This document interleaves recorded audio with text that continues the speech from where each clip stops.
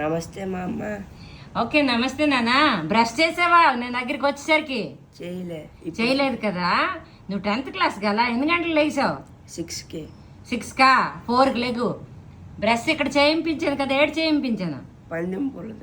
పందుం పొల్ల కాదు, వేప పొల్ల. ఓకే. టంగ్ క్లీనింగ్ దేంతో చేసావు?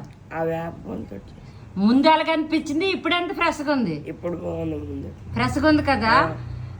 వేప జ్యూస్ తాగు అంటే నాకు పడదు అన్నావు. పుల్ల పర్వాలేదు కదా.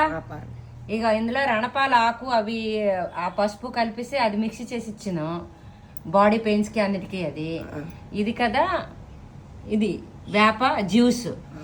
ఇంట్లో ఫ్రూట్స్ తినడానికి.